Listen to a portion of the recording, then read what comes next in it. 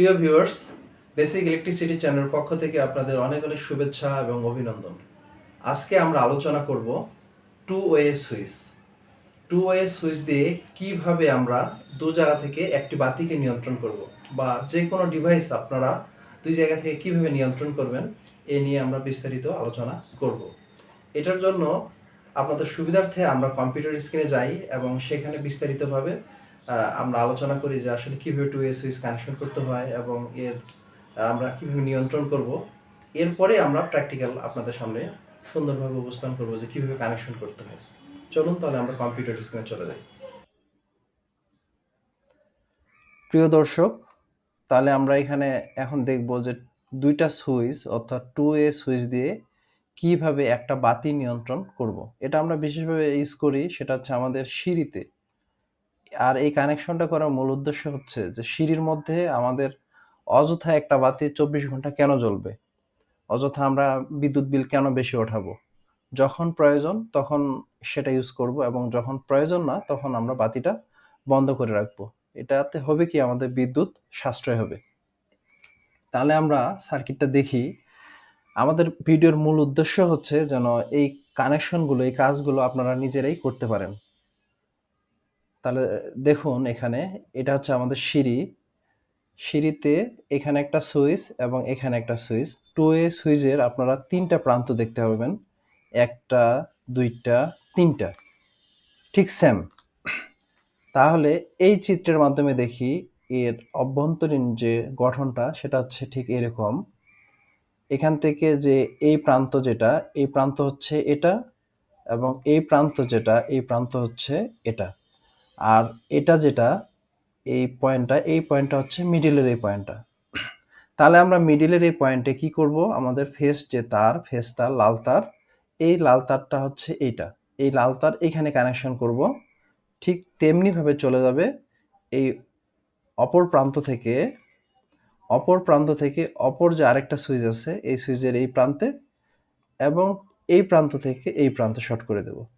ঠিক তেমনি ভাবে এই সুইচের মাঝখানে যে পয়েন্টটা থাকবে, এই পয়েন্ট থেকে যে তারটা আমরা নিব, এটা সরাসরি আমরা কি করে দেব, বাতির যে হোল্ডার আছে এই হোল্ডারে কানেকশন করে দেব।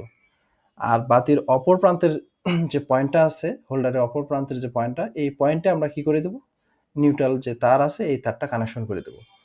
এখানে আপনারা দেখতে পাচ্ছেন যে সুইচ 1 একটা সুইচ আর সুইচ 2।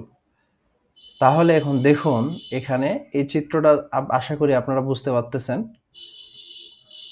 যখন আমরা একজন ব্যক্তি এখানে আসবে, আসার পরে এই অবস্থায় কিন্তু অফ আছে, এই অবস্থায় কিন্তু কারেন্ট প্রবাহিত হচ্ছে না। যখন একজন মানুষ আসে ধরেন যে এই সুইচটা অন করে দিবে, দেখি আমরা তাহলে সে কি করলো। এই চিত্রে একজন ব্যক্তি আসলো, সুইচ 1 অন করে দিল।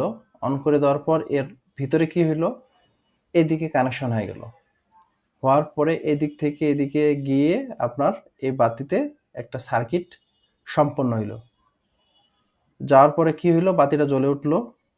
আপনারা একটি চিত্রে দেখতে পাবেন যে এখানে সাইডে দেখেন একটা কারেন্ট কিভাবে ফ্লো হচ্ছে, এটা দেখা যাচ্ছে চিত্রে দেখুন। এরপরে যখন সে কি করলো, চলে গেল রুমে যাওয়ার পরে সুইচ 2 অফ করে দিল। সুইচ 2 অফ করে দেওয়ার পরে কি হলো, অফ করে দিলেই এই সুইচ 2 কানেকশনটা এদিকে ঘুরে আসবে। দেখুন আপনারা চিত্রে আরেকটা সার্কিট আমরা দিয়েছি, সেটাতে স্পষ্ট আকারে বোঝা যাচ্ছে কিভাবে কারেন্ট ফ্লো হচ্ছে বা বন্ধ হয়ে গেল, কারেন্ট বাধাপ্রাপ্ত হয়েছে। এখানে যাওয়ার পর রুমে গেল, সে বাতি অফ বন্ধ করে দিল। এতে কি হলো, তার বিদ্যুৎ সাশ্রয় হয়ে গেল। ঠিক তো যখন ওর কাজ শেষ বা আবার সে সিঁড়ি দিয়ে নিচে নামার সময় কি করলো, সুইচ 2 সে অন করে দিল। সুইচ 2 অন করে দিলে কি হবে, এই বাতি জ্বলে উঠবে। এই বাতি জ্বলে উঠলো। সে সে ব্যক্তি কাজ শেষ, সিঁড়ি দিয়ে সুন্দর মতো নামতেছে। সুন্দর মতো নামার পরে কি করলো, আবার সুইচ 1 অফ করে দিল। অফ করে দিয়ে সে মেইন গেট অফ করে দিয়ে বাইরে চলে গেল। এ থেকে আমরা যেটা বুঝতে পারি যে আমাদের যখন প্রয়োজন আমরা তখন সে বাতিটা জ্বালাইতে পারবো, এবং কি হইলো, আমাদের প্রয়োজনে আমরা বাতি জ্বালাবো এবং যখন প্রয়োজন না তখন বাতি অফ করে রাখবো।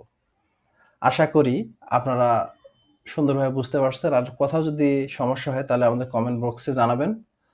ধন্যবাদ প্রিয় দর্শক আমাদের সাথে থাকার জন্য। ভিডিওটি যদি ভালো লাগে তাহলে অবশ্যই লাইক এবং আপনাদের বন্ধুদের মাঝে শেয়ার করবেন আর চ্যানেলটি অবশ্যই সাবস্ক্রাইব করবেন।